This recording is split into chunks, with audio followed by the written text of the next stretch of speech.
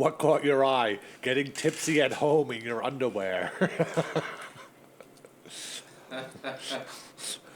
What caught your eye? You know, gay stuff.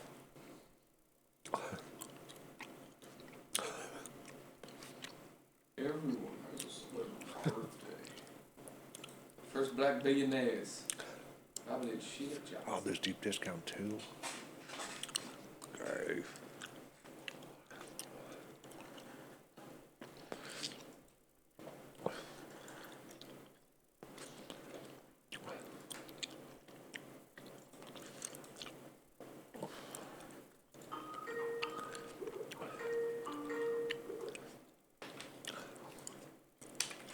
Hey, Garrett. Hey, what's up? How are you, sir? Doing well. You? I'm surviving the corona. Hey, message from Matt. Last week he said I was coming in hot. I don't really know what that means. I think it means hot.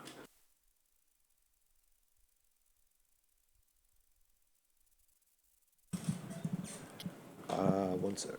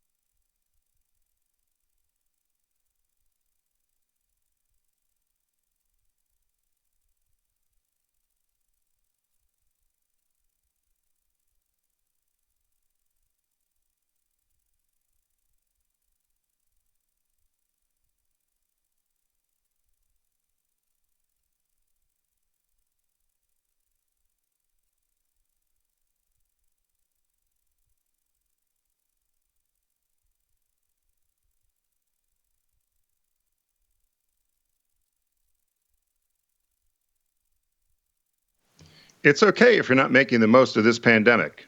This is the focus group. It's the savvy side of 9 to 5. Listen. Bueller. Laugh. And learn. Negotiation. This is what you do in business. This is the focus group with Tim Bennett Staunch. and John Nash. Keep your clothes looking neat and clean. We're all business, except when we're not. Hey, everybody. Welcome to the focus group. Tim Bennett here, as always, with my good friend and co-host, Mr. John T. Nash. We are still in isolation. We hope you guys are all being safe as well. Be sure to catch our show every Wednesday. We'll be right here live at 1 p.m. East.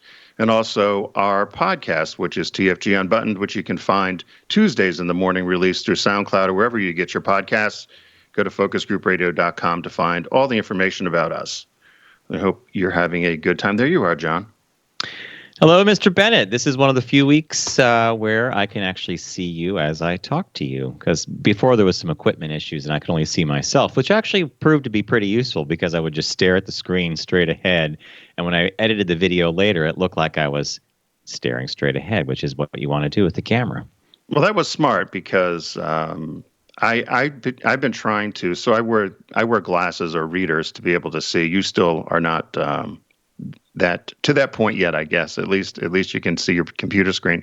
And I've been trying to find a way so I don't get glare. And I've watched all these tutorials about lighting at home because people are trying to do this now since everyone's doing multiple sort of video conferencing at home. But they keep saying to put light behind me or light in front of me or light above me or put a scrim here or something. I've tried all different ways. I can't get the glare off of my glasses, so I don't know what to do. Well, you look fine, so I wouldn't worry about, Well, I don't have my glasses on now, but when I put my glasses on, so and guess what, John? Glare. Do you notice what color I have on today? Chartreuse. Can you see my? No, it's green, just regular green. Oh, that's a form of chartreuse, yeah. No, chartreuse is bright green. Anyway, this is an olive green, but I laugh because we can never wear green behind the green screen. So I thought this is probably one of the few shows where I could actually wear a green sweater. That's true. That's so true. And there are things that I have not bought in the past, shirts and stuff, because it was green. And I thought, well, if I ever work to the studio, I'm not going to look my best because I'll be fading away. Hey, did you happen to catch, I know that everybody's new favorite scientist is Dr. Fauci, but I kind of scratched my head today when he made a comment about how in the future, he hopes that we may never return to handshaking again, which I thought was kind of like, nah, I don't mind a good handshake. Were we taught about a firm handshake, right? Well, there's something to be said. They haven't, the Japanese for a while have kind of kept the virus at bay because they don't touch as much as we do. They just bow. No. Correct.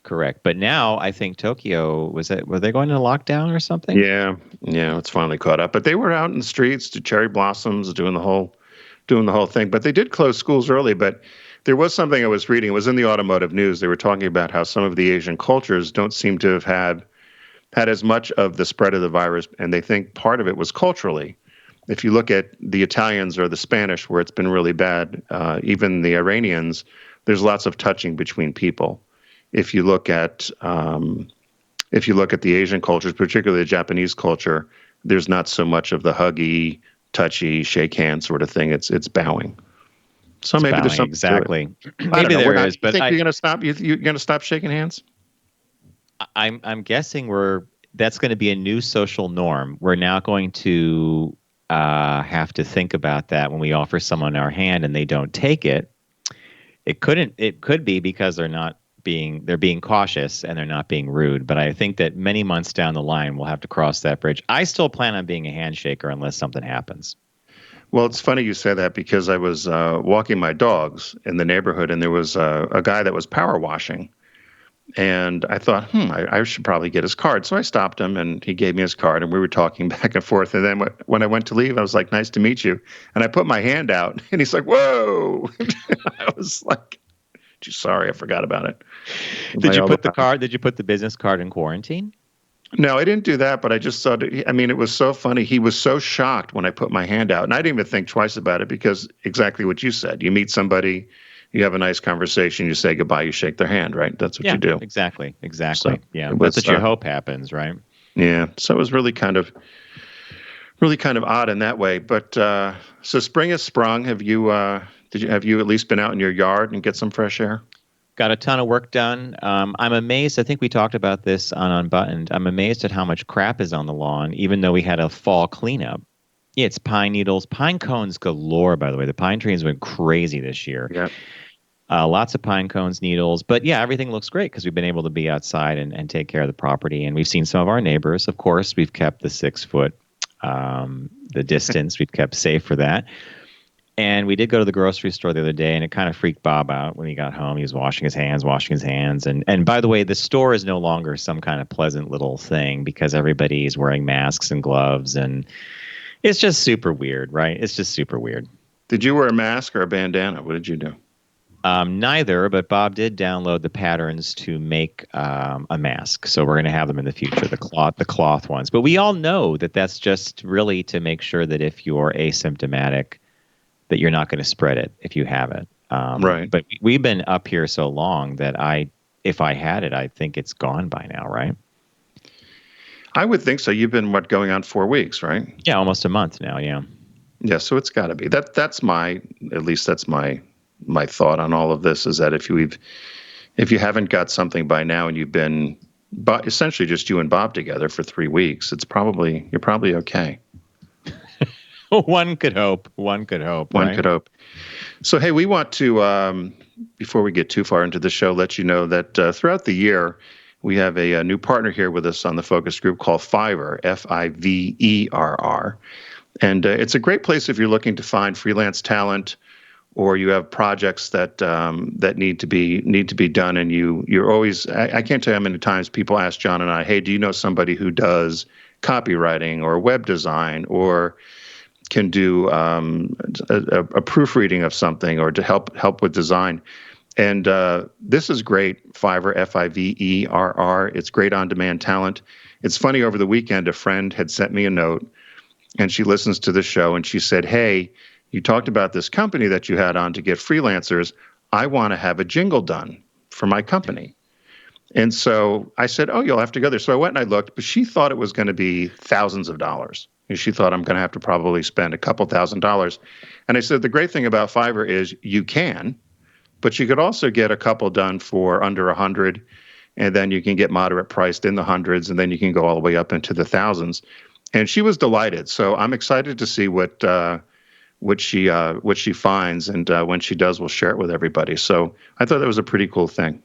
I love the idea of having a jingle done through Fiverr. It never occurred to me, and that's one of the reasons we love Fiverr, Fiverr.com. Now, if she gets back, if you think it's butter, but it's not, it's chiffon, then we know there's something going on. But she'll probably get, jingle. These are musicians, right? Musicians are not working all the time, and they probably sit down and have a ball with this stuff. Like, let's do it. But could you imagine one of those coming through, like someone from another country picking up a jingle from the 1950s in America, and we're like, I think I've heard that before. Well, what's funny is I went right to the site to look, and I typed in. So you can go and you can search just about anything, and then I typed jingles, and then you can go to either the premium side or the pricing. So it was pretty cool. It was a pretty cool thing. Now, we used Fiverr for our new logo, and we're now involved. Tim's actually spearheading Fiverr efforts for our new website. And that's actually, for all of you that are thinking of doing this, I've always said, write down your ideas, give the designer or the coder or whoever you're working with some ideas. I think a jingle may be a little different. You don't want to throw them off. Like, here's 3 of my favorite jingles. I don't think you want to do that. But the more information you give to a designer in general, the better the work's going to be when you get it back. And the same is true of Fiverr. And as Tim has said earlier, you could spend $1,000 or you could spend $50 or $100. It's a full range. And when we do work with Fiverr, we usually work with 2 or 3 designers at a time at different price points. And we get some pretty interesting and cool results back.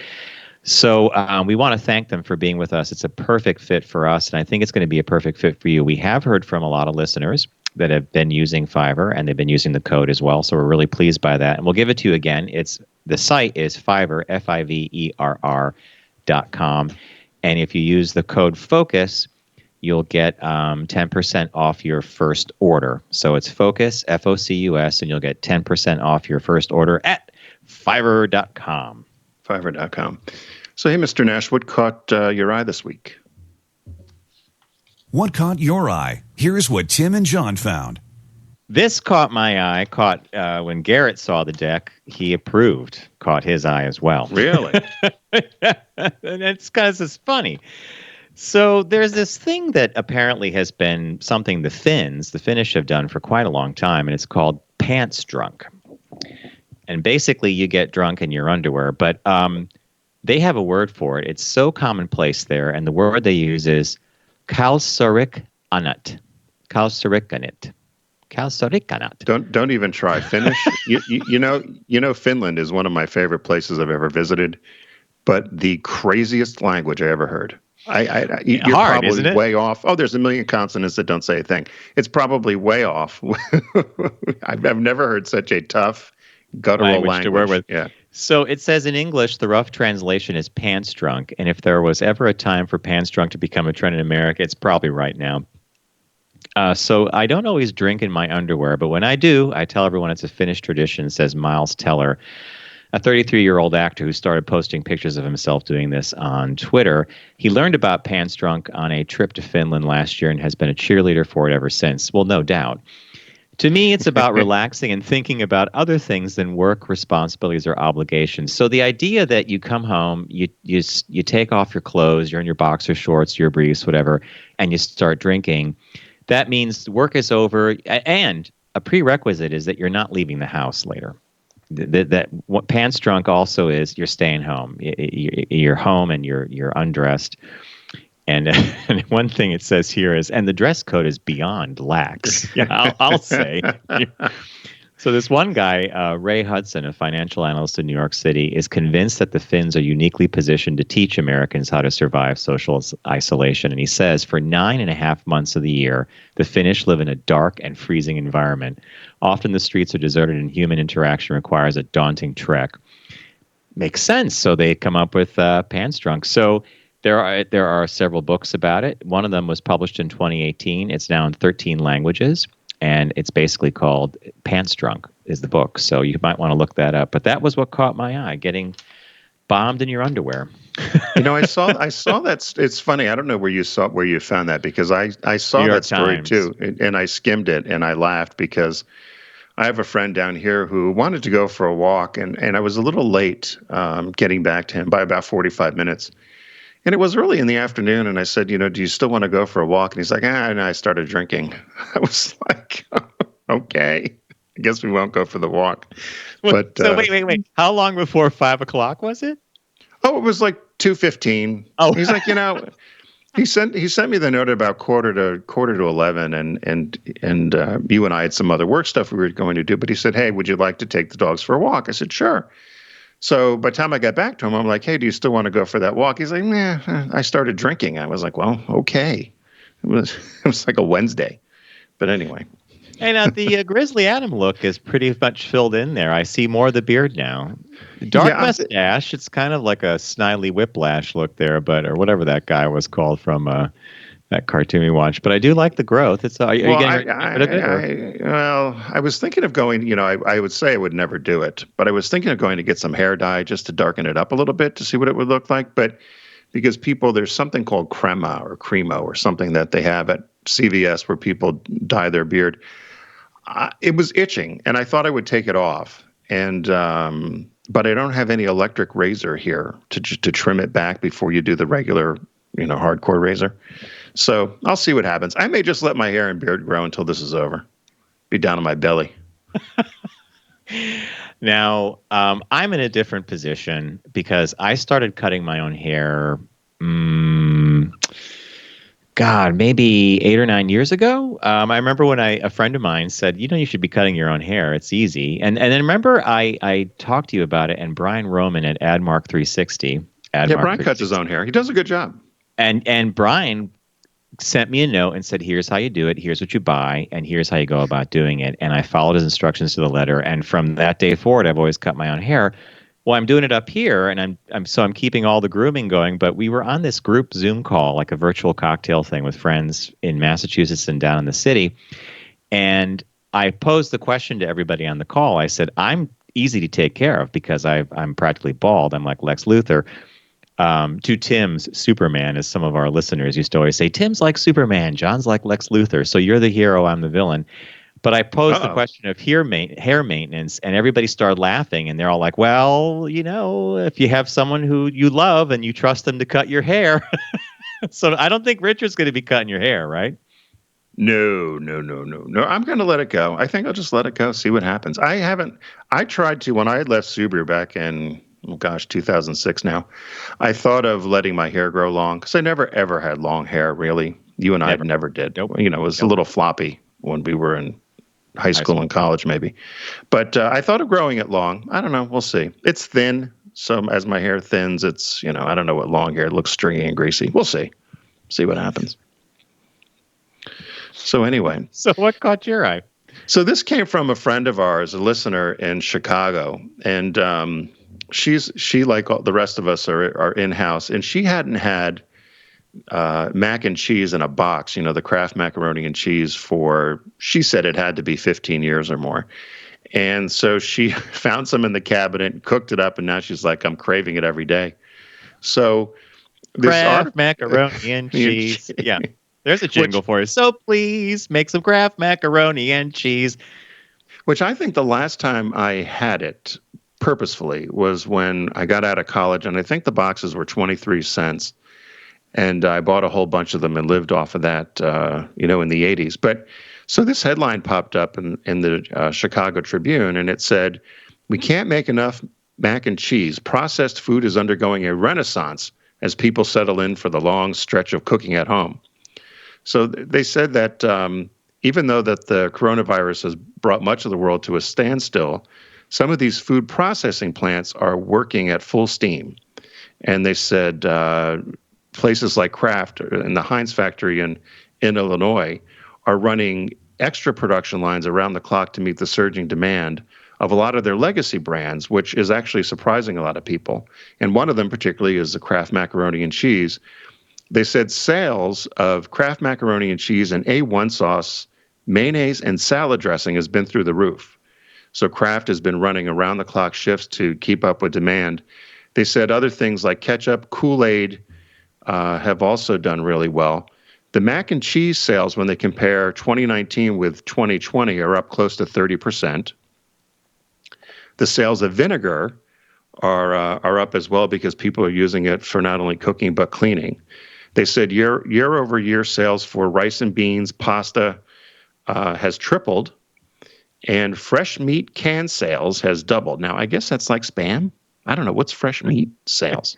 Fresh in a can. Fresh meat canned sales. So it must be like Spam or ham or is maybe that an chicken. Is that an oxymoron to say fresh meat and the word canned in the same sentence? How does that work, right? Yeah. Oranges, they said, are doing pretty well and are up 57%. So they said, they said it's interesting because a lot of these products had fallen out of favor in recent years, and people have done more premium or higher end goods or from smaller companies. But they say people in this time, because they're stocking up and going to groceries, that they're going right to brands that they trust and that they grew up with and that they know. So all these brands are getting a resurgence. And so what they're trying to do, because they said it's almost like we're in the 70s, one of the guys said at the at the plant, he says everyone's eating like it's the 70s, again, with all these prepackaged foods. Soup was up 232%, packaged and canned soup. And I'm sorry, I got the canned meat wrong. Canned meat sales are up 284%. Can you imagine? Well, you can't. Anybody who's gone to a grocery store lately, you can't go to a meat counter if it comes in and it's wrapped and it's pre-packaged. Right. But I guess canned meat, I guess, must be Spam, right? It has to be. They said grocery chains in general are seeing sales jumps of at least 30%, and that the one thing they're concerned. There's a couple of things that they're concerned with all of this. First of all, the people in the factories.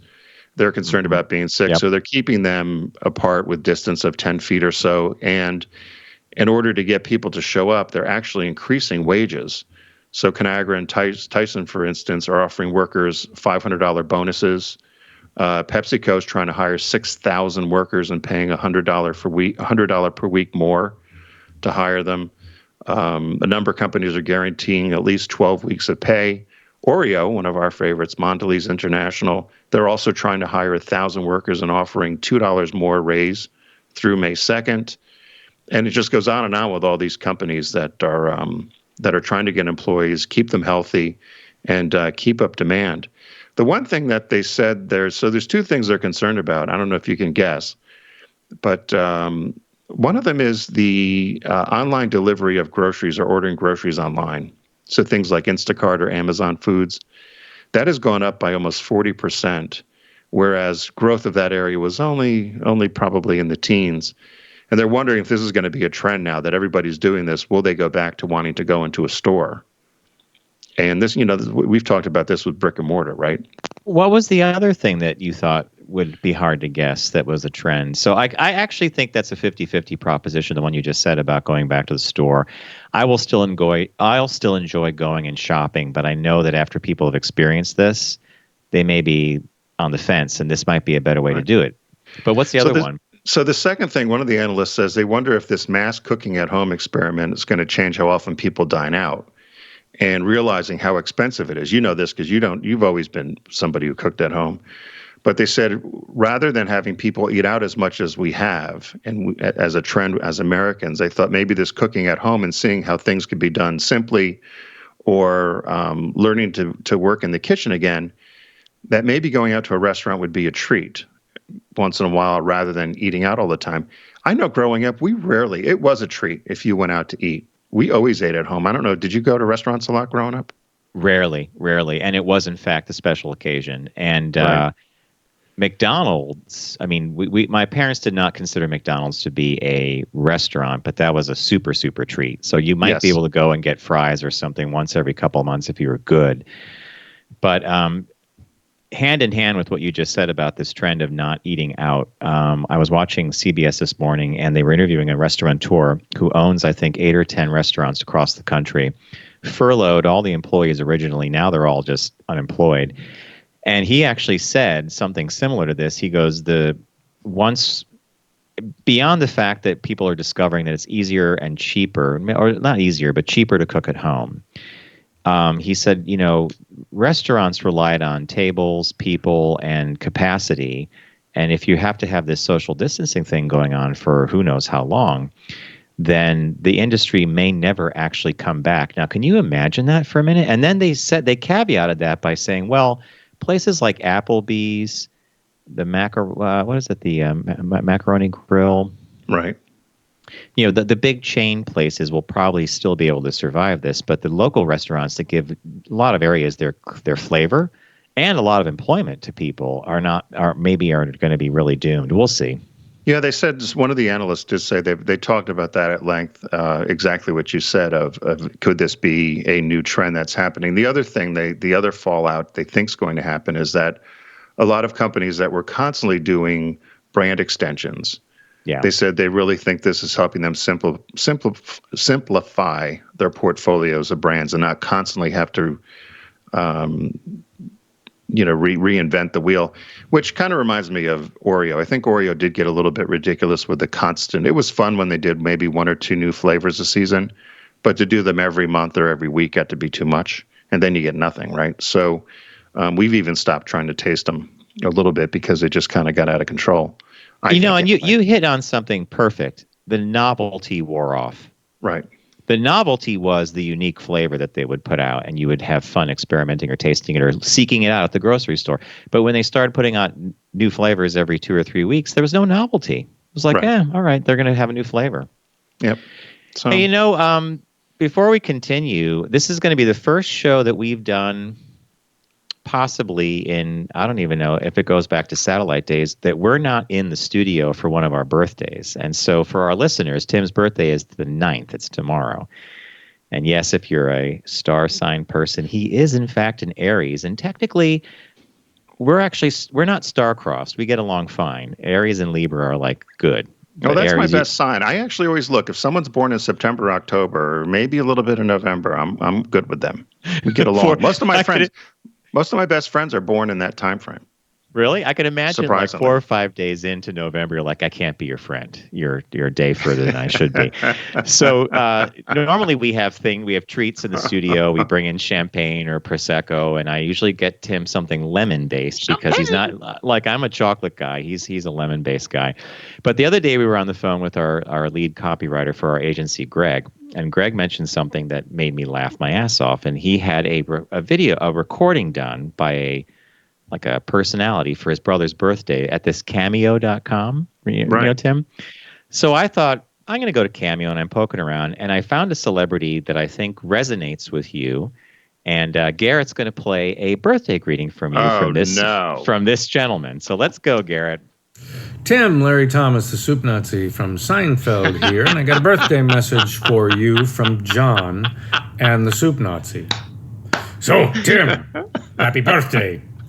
I hear you love I Love Lucy and the B-52s and clam chowder, especially the oyster crackers. Well, guess what? That's my favorite soup. And I love the oyster crackers, too. That might get you some soup. Yes, too bad the B-52s didn't have a song called Rock Clam Chowder instead of Rock Lobster.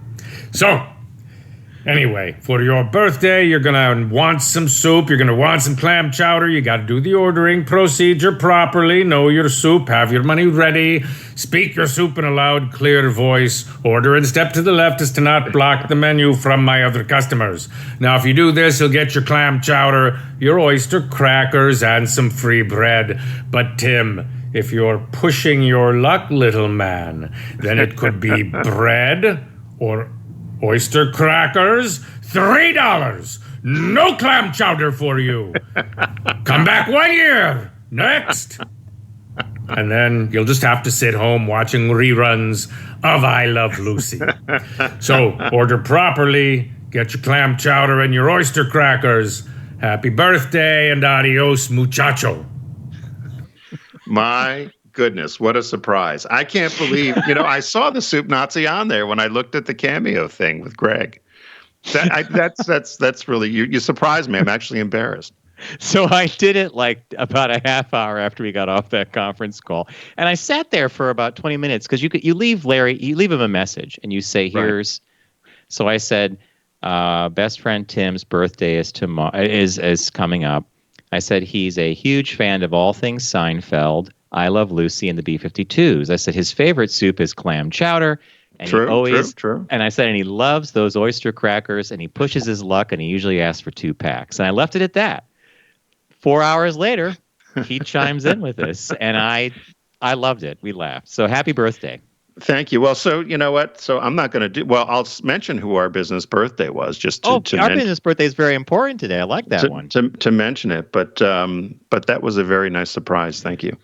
Our business birthday today, actually, since my birthday is tomorrow, and thank you, John. That was very thoughtful, and actually, you outdid me because I usually do yours where I read a little thing. So now that you've laid the gauntlet down, I've got to figure it out for September. I leveled up. Leveled up. So our birthday today is Robert L. Johnson. Everyone does celebrity birthday greetings, but the Focus Group is the only show in the universe that celebrates business birthdays. Thank you, Garrett and Steve. I jumped ahead before the. And hello, boys in the booth. Welcome. I know we haven't said hello to the guys. How are you? Doing well. Yeah. Yep. Surviving. Everything in New York is as it was last week. A little less people around, but yeah, everything's still closed and Same old. I do want to ask you, Garrett, because I don't know, Stephen, I don't know if you take the subway as well, but somebody had posted something on social media and it showed a few of the subway cars jam-packed with people. Is that true? One day there was like maybe 10 people standing and 10 people sitting in a car, but that was one day and I had to wait like really long for that subway. But usually it's like maybe 4 people in a car at a time at the most.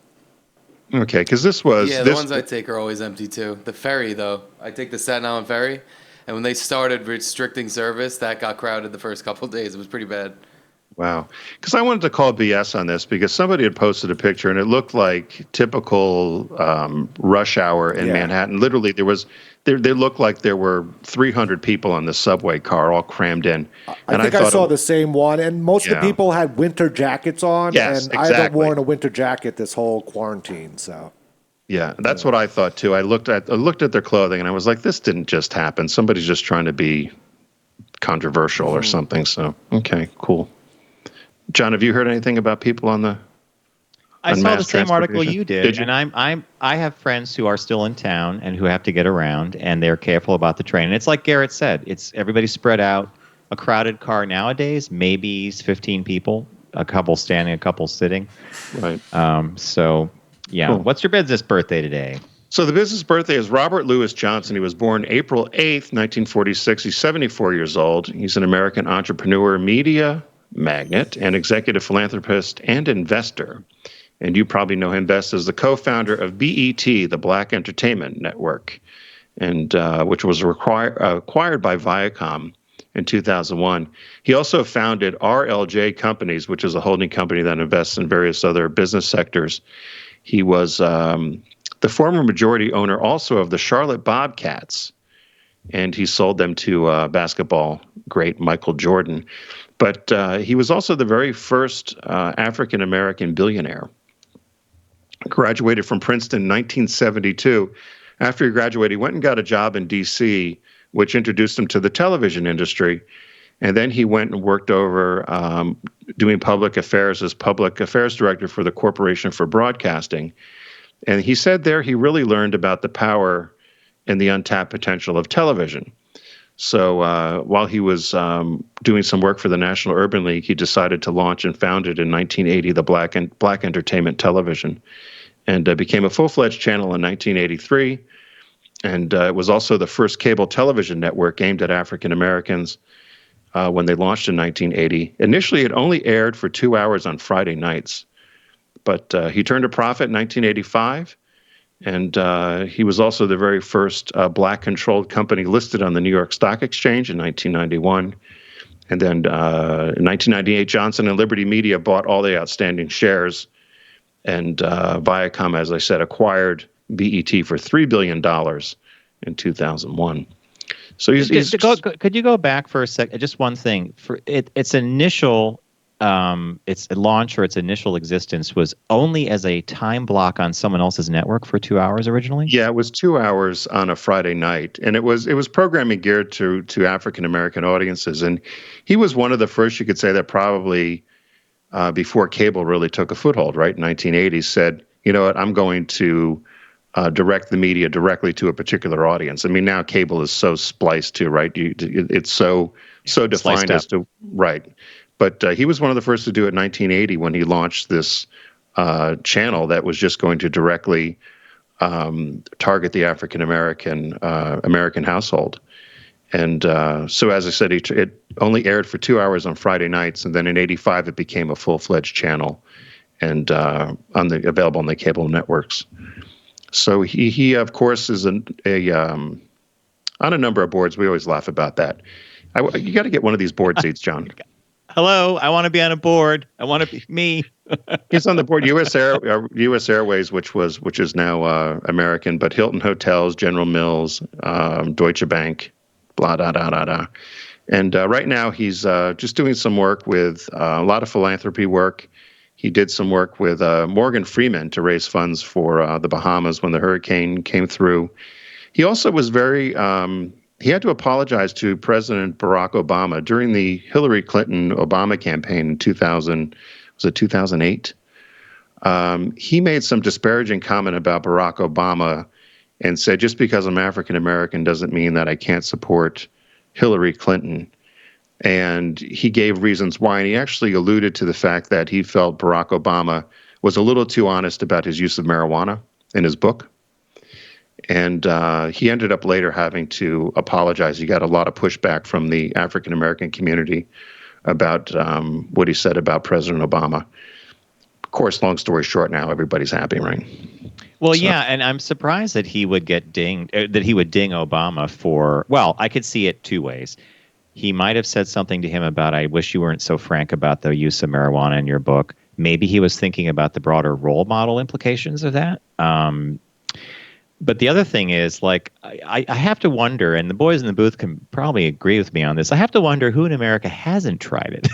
Like, there's a percentage of people, but I mean, most people have come in contact with liquor or marijuana, right? Right. Well, he's 74, so he's probably the tail end of that generation, right? That probably didn't. I mean, I don't know whether my parents did. I don't know whether do you know whether your parents ever did? Never did. No. It wasn't even available to them. Let's put it this way. It wasn't something they sought out. They didn't even really know about.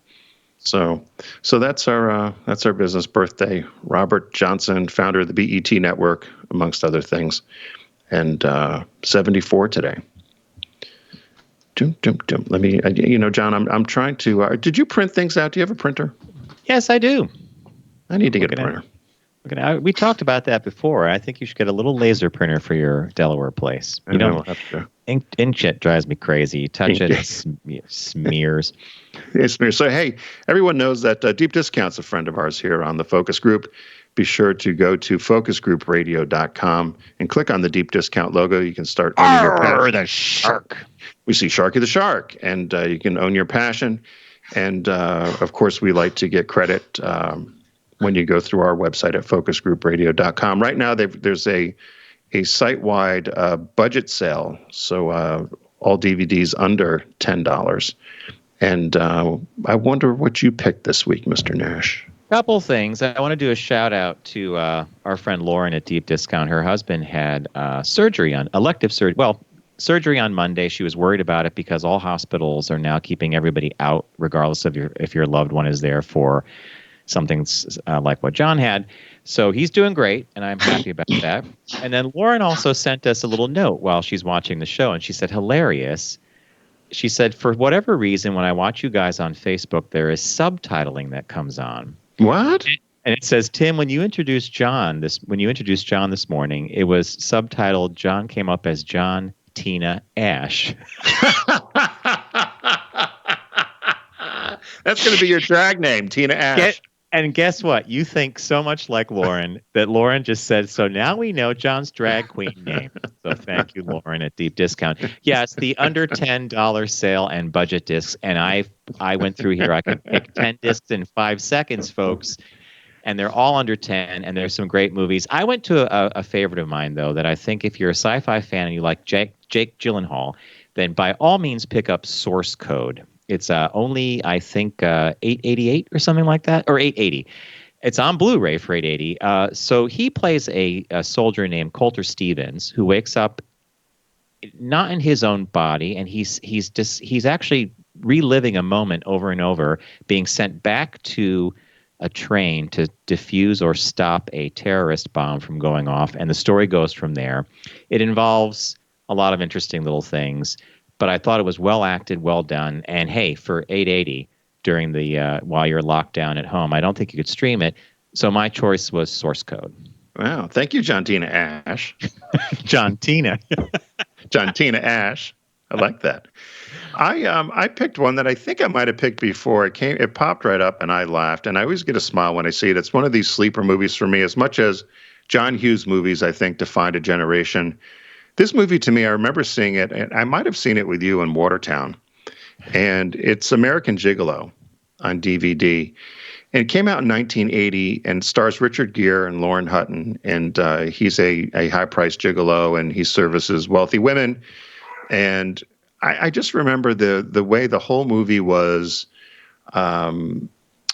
directed and produced. It had it looked very different than other movies I had seen, and the soundtrack was phenomenal. Of course, the famous song "Call Me," which rocketed Blondie to fame, and in the mainstream. Which we've talked about this before. Remember who was supposed to sing that song? Oh, Call Me. wasn't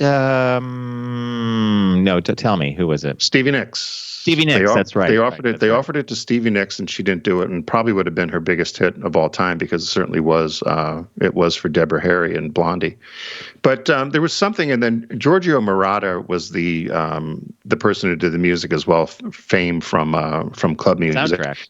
Yep. Right, soundtrack. And if you listen to it, you can really hear this kind of very thumping, typical 80s soundtrack. But there was always something about that movie to me.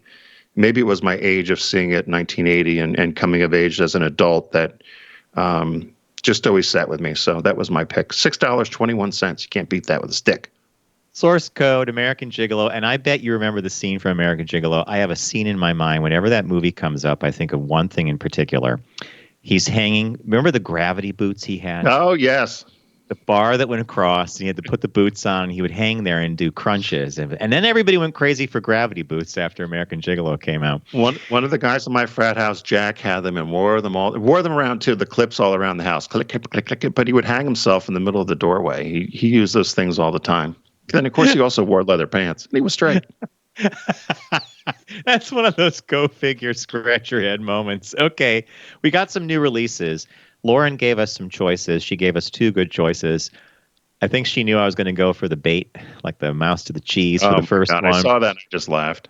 But I also chose her other one because I want to see it, and it got great reviews and 6 Academy Award nominations. First up, Star Wars Episode 9, The Rise of Skywalker on Blu-ray. Okay. Did you see that? Saw it in the theaters on opening day with my Star Wars pal, Adrian. Did you see it? Yeah. In fact, Tim, Adrian and I had TikTok diner breakfast, went across the street, sat in the Dolby Cinema, watched Star Wars Episode 9. The Star Wars pal, Adrian, he goes to every movie with me. We enjoyed it. We liked it. It pushes all the buttons. But I'll just say to you right now that I'm the original trilogy guy because I grew up with those. And so those are always cemented in my mind. But I still was enjoyable. But the Blu-ray has a lot of great extras, a lot of good DV, a lot of documentaries, including a special one on John Williams and the scoring of the movies, which is cool. But the movie that I also wanted to focus on as a new release was Little Women.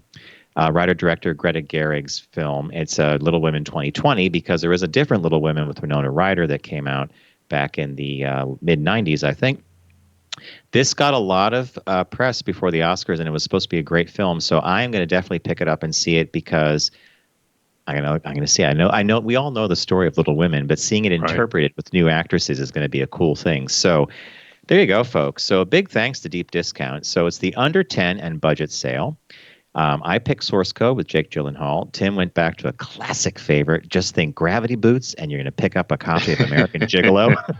And the new releases this week are Star Wars Episode 9, The Rise of Skywalker on Blu-ray, and Little Women, writer-director Greta Gerwig's entry, and she got 6 Academy Award nominations for that. So what do we say, Garrett? Thanks, Deep Discount. All right, we're going to take a super quick break, and when we come back, Tim found an article for us, and it's basically, it's okay not to be productive during the pandemic. We're at home, so we'll be back. You're listening to The Focus Group with Tim and John. Learn more at focusgroupradio.com.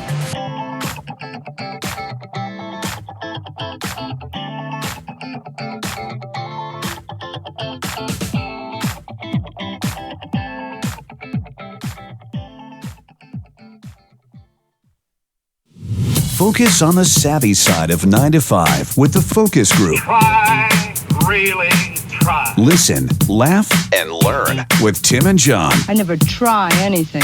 I just do it. Hey, welcome back to the Focus Group. Tim Bennett here, as always, with my good friend John Tina Ash.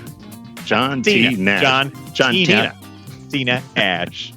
I didn't know that Facebook did translate. Subtitles. Yeah, subtitles. Hey, thanks for joining us. We're here every Wednesday live at 1 p.m. East. Of course, we're both in isolation out of our homes, but we still want to bring you fresh content every week.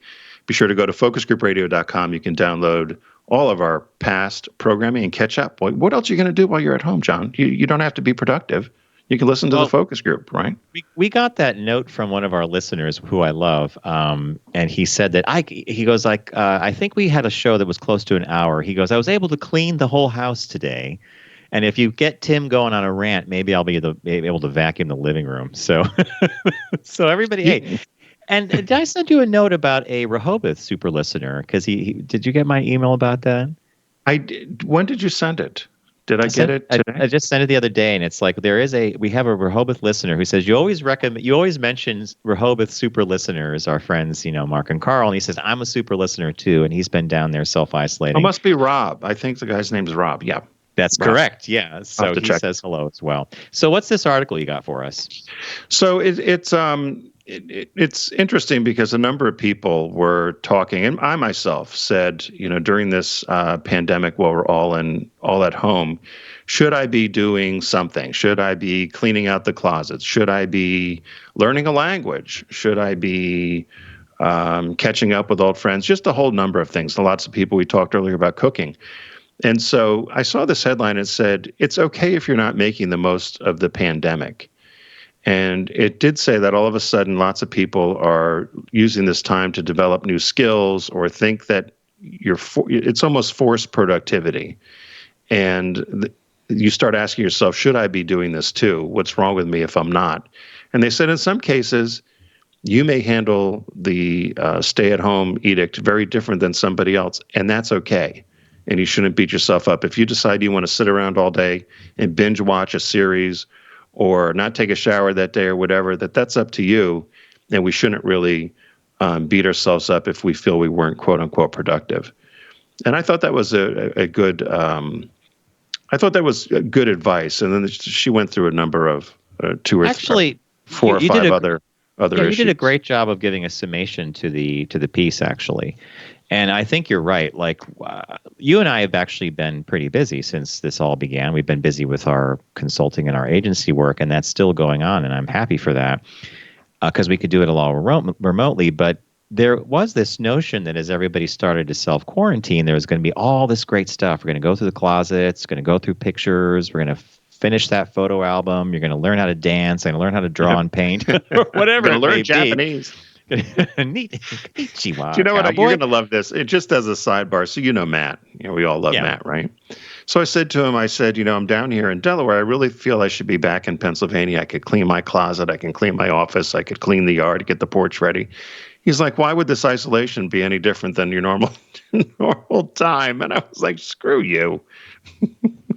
He knows you too well, right? He's like, you've been talking about cleaning that closet for 5 years. I don't know why the epidemic. Why all of a sudden is this a problem with the pandemic? Why is it a problem? So she actually goes through a couple things in here that I thought was interesting. Understand that everybody's muddling through with us as well. So you're not the only one dealing with the pandemic, and everybody's doing that. Be compassionate to yourself, as Tim just said a minute ago.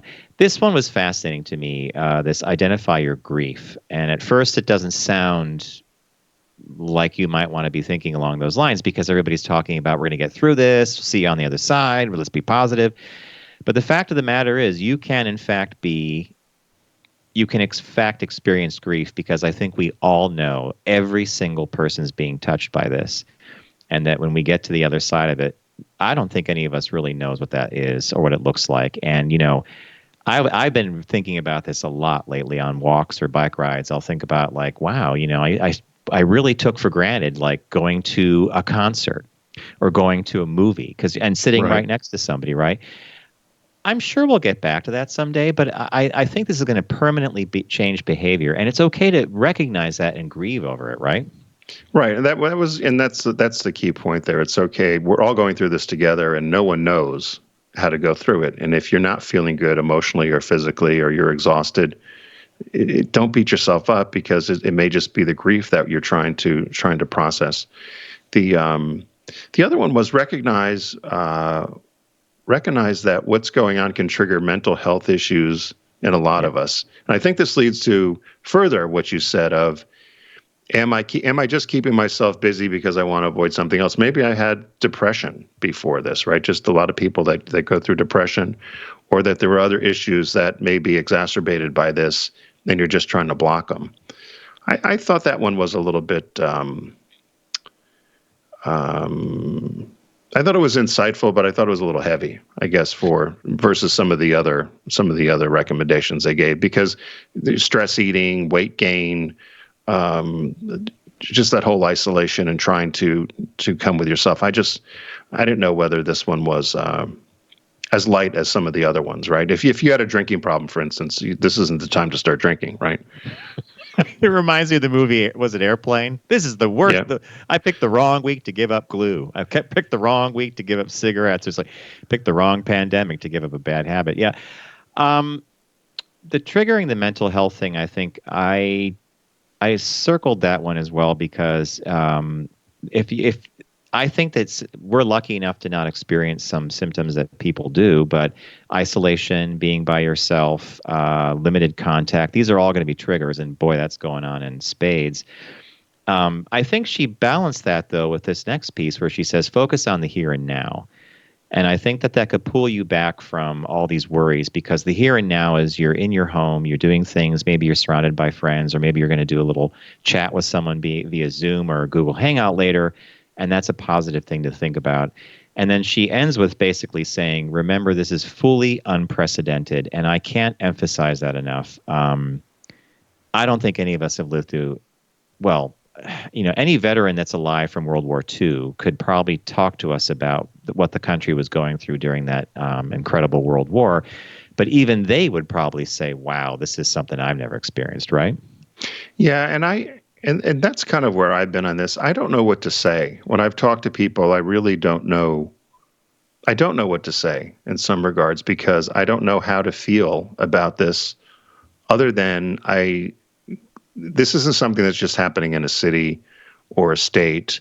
When 9/11 happened and New York was attacked and then D.C. and the plane crashing in the fields of PA, it certainly changed the world. But it was an isolated incident. I don't mean it to make light of it, but it was New York City centric for a bit. This, when you see pictures of London or Paris or these major global cities around the world that are just empty, it's the whole world is shut down. Basically. Right? Yeah. And I don't know what to say about it because it's either going to ruin a lot of people's lives but what can you do about it? And that's where I think that's where the grief or the sense of not knowing what to do comes into play, and it can make you very depressed. I think it's permanently changed the trajectory of all of us. And then what I think about a lot, like I went on a bike ride yesterday. It was sunny and beautiful. It was like 62 up here. And I had this 32-mile ride mapped out to go south of us and check out a ride that I haven't done in a while. Amazed to see the change in the properties, some new houses going up, some stuff, things like that. And when there's no foliage on the trees, you could really see lakes and things like that. But I'm riding along and I'm thinking to myself, are we all cognizant of the fact that we are at this precise moment losing chunks of our way of life and they may never come back? And I'm talking about restaurants, how we socialize with each other. When can we go to a concert again or a ball game or a football game? And I think that's a very important thing to acknowledge, and you can be grief-stricken about that because I was thinking about kids in high school who are not going to graduate. That was a big thing for you and me. Graduation was cool. College seniors who can't graduate and have that celebratory moment. People who have lost loved ones in the hospital they couldn't even say goodbye to because they weren't allowed in due to quarantine issues. So it's a pretty phenomenal thing. And I got back from this ride and I just said to Bob, I said, oh my God, I said, sometimes it hits you in the face that we are processing on a daily basis an immense amount of emotional information about this. And then you turn on the news and that's a whole nother layer, right? Whole nother layer. Yeah, I've had to, you and I have talked about this. I've turned the news off. I'll read about what's happening and maybe check the Times or the Post or something. But I don't think any, particularly, and I watch MSNBC, no surprise, but I don't think they're doing any favors with this whole thing, just trying to fill in the 24 hours. Well, neither is 24 Fox. hours a and day. by the way, No. I picked up your advice from years ago. When I used to be an agency for Tim, we were doing gay and lesbian marketing back in the day, LGBT marketing. And Tim said to me, you need to subscribe to all the anti-LGBT sites and newsletters and start seeing what they're saying about the community. He goes, and that's and so I began that. I guess it would be like Oppo research. I don't even know what else you'd call it. So I'm in the habit now of watching Fox for a little bit and also going to Breitbart News or Breitbart, whatever you pronounce it. I've said this before, that Breitbart's fascinating. So they'll report like Governor Cuomo says the following, and it's an accurate article. There's nothing wrong with it. It's statistically correct. Here's what the governor said. The real action's not in what they're reporting. It's in the comments section below. And I'll go down to that comments section, and I am stunned by the amount of people, maybe it's 5, who knows, or 5,000, who think this is an elaborate hoax. It was all done to take Trump down, and it was done to ruin the stock market. And, and the worst part is it's happening in those states that are godless, the blue states, the Demotards, the whole bit. And I just think to myself, wow, okay, so what about Italy, Spain, France? You could just, the whole world, right? Are they in on the hoax too? Are they taking our, is everybody in Paris off the streets? Everybody, we need a shot so that the Americans can think that, it's crazy, right? Yeah. Well, they're all against Trump. He's the great savior. I get frustrated because it really is as you said, it's you read some of the comments and you just shake your head. We're a lot more as Americans. We're a lot more alike than we are unalike.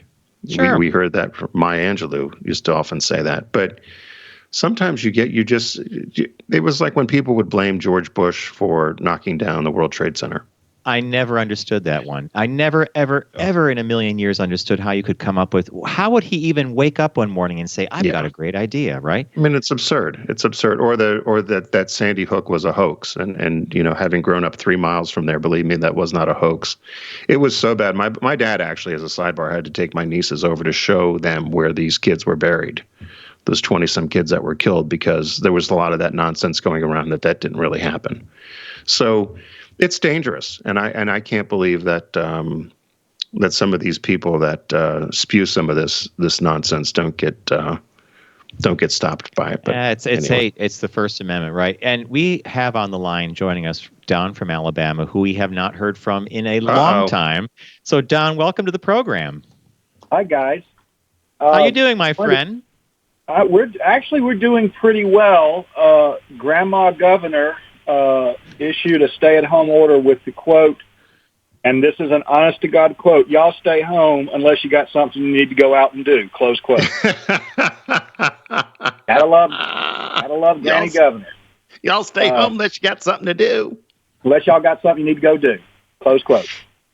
So, no, it's very interesting here because so many of the things that are going on are just, it's kind of frozen, and in sort of an odd way. There's two things I want to contrast because, I'm ancient. I go back to the early 80s when the AIDS pandemic exploded. And to a certain extent, I'm reminded of some of the things that I was having to do with in that era when it was a much different dynamic, but a similar sort of reaction, because within the gay community, you knew, up until things were clarified, you didn't know how this was transmitted and how things were happening. So you were to a certain extent isolating. And then there was the effort to care for one another. And this is eerily kind of reminiscent of that to me. And then it's sort of also along the lines of what things were like around here right after 9/11, because everything was really quiet and really calm, and people weren't out quite as much. And I'm just wondering, how will this nation come out of this event? Don, that is, your HIV comment is something that I've been thinking about a lot, because I saw this Surgeon General speak the other day, and he said something to the effect of this. He goes, with the masks, the whole bit, assume that everyone is positive for the coronavirus. Now, if you're gay male and you are of a certain age, the term positive in itself could strike fear into your heart, because it truly was a death sentence back then. But that's exactly how people spoke to you when you were at a doctor's office. Assume everybody's HIV positive. Assume this, assume that. And then the testing and the antibodies. So there's this eerie parallel between pandemic and epidemic. And I agree with you about 9/11. The nation stopped for a while, and then everybody picked themselves up and seemed to return to their behaviors. I'm not sure what's going to come out of this. I don't think anybody is, frankly. And if someone has a crystal ball, let us know. But my biggest thought is, I'm looking at the positive, and I'm saying to myself, whatever happens on the other side of this, if you wanted to make a change in your life, potentially with your career or education, I bet that's the time to do it, because you may be forced to. Oh yeah, I've got some my accountant and then several guys in finance and banking said, if you need to reinvent yourself financially, if you need to wipe your slate clean, you've not been given any better excuse in your life than what's going on right now. Here's a perfect chance to completely reinvent yourself. That's an interesting comment. Go ahead, Tanya. Does that mean from a standpoint of career, if you said you wanted to do a different career? Yeah. I mean, to totally, I mean, let's just be kind of sort of brutally honest about it. If, let's say, you're buried in debt and, you've been fighting against that current, for, 8, 10, 12, 15 years, this is no better excuse than to just say, okay, I'm letting all that go. I'll go through the bankruptcy process, or I'll go through whatever other process is necessary and come out the other end with a much cleaner slate. Because essentially, at this point in time, what is it that they say is that 1,500 small businesses are failing every 24 hours right now? Yeah, wow. Yeah, so, it's true. At the end of this, however many weeks or months, we're going to have, tens of thousands to hundreds of thousands of small businesses, some large businesses that will not come out of the back end of this. They're all going to go through that expunging process. In 2008, it was always odd to me that the government made the banks whole, but put the homeowners on the street. Here's sort of a chance to sort of turn that dynamic a little bit around and accept the fact that the wave is here, ride that wave and see what kind of positive result you can build with it. And that's come up. Yeah, Don, I think that's one of the frankly, I think it's one of the one or two ways to look at it. I'm not sure that there's another way, because I think you're 100% right. We're all seeing people, follow the instructions, get close to their friends and family. But as every day progresses, the world that we were all running around in is literally evaporating before our eyes. And I actually had a conversation with a friend of mine in banking, and I said, if this went on, let's say you're a Dr. Fauci and you said, ideally, everybody's going to stay in place till July, and then you open the doors. Well, when you walk out of your house in July, there will be no economy left. There's what's going to be there. So I said to my friend who's in banking, how do we even assess value going forward? Like, okay, so that piece of land is worth what? Well, before the coronavirus, it was this. After, it's just like a strange thing, right? Correct. But that's but that's absolutely true. Is that everything, the value of the dollar is X, and the value of that is based on full faith and credit of the United States. Your house was worth $500,000 in January. Well, the dollar is now worth a percentage of X, or it's been deflated, because of the $2.5 trillion that has been dumped into the economy. What is, if your house is now worth $400,000, everything, it's interconnected, I guess is what I'm trying to say very inarticulately, is that the way our systems are, everything is so incredibly interconnected. My Houston office, which principally works with high-end casual dining, we went into survival mode with that office for about 14 days before we started seeing all the restaurants closing. Fortunately, that office had picked up several of these dock-in-the-box offices, which saw an explosion of business. But it was interesting how I have not had to lose many of my people functionally, but they have shifted from, menus and table tents to posters and telemedicine. Your example is so perfect, because it's restaurants, menus, and table tents, to dock in a box, sign in here, stay 6 feet away, scan your insurance card there, kind of stuff like CityMD or whatever you might have down there. Wow. Yep. But see how you're pivoting? Yes, but I also know here in Huntsville, free agencies have collapsed because there just simply isn't enough business in the local market to sustain them, and the clients that they had have, all gone into survival mode. So wow, that's true. It's a punch, and like I said, it'll be very interesting to see how the nation reimagines itself after this. And I think a lot of that, God, I hate to bring it back to this, but a lot of that's going to depend on that November morning we're all going to wake up to when we find out who's going to be in the White House. Yep. I think that's going to be a big one. And that November morning, that's presupposing that we are back on some normality track, that we can actually go out and vote. Maybe we stand 3 feet away from somebody or whatever. But yeah, I agree with you there. What a strange year. I don't think anybody on January 1st, 2020 was going to say, wow, guess what, folks? We're in for a wild, life-changing, nation-changing, wealth-eradicating year, right? Well, that person would have been the guy who on that January day went out and bought all the N95 masks, Purell, and toilet paper he could find, and then is now selling it at a premium on eBay. Gouging people, yeah. All right, my friend Don, thank you for checking in with us. Hey, Thanks, Don. Be safe and stay healthy down there. We're doing good down here. It's just the Blue Origin factory has shut down. They're building their rocket engine facility here, and so that's just outside my window view, and we've been waiting to see when they kick back up. That's Jeff Bezos' operation, right? That's Jeff Bezos. Yeah, Jeff Bezos has a massive rocket factory down here now. I mean, it's huge. It's side of a football stadium. All right, thank you, my friend. Take care. Bye, guys.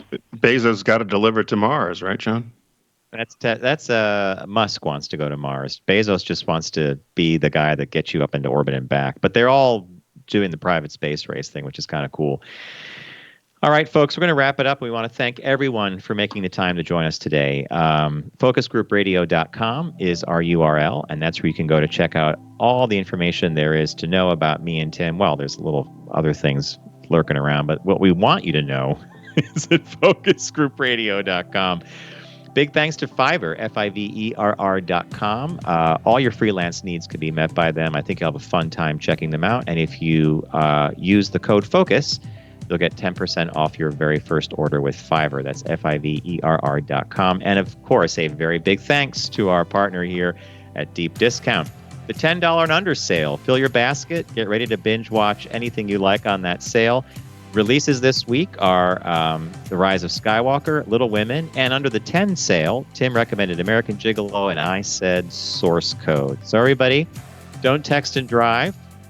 I'll arrive alive, and although I guess people aren't really texting and driving because no one's driving. Anyway, we'll see you here next week.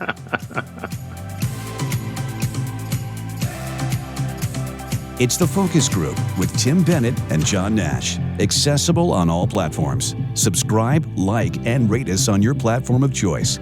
Learn more at focusgroupradio.com. That was a stunning focus group.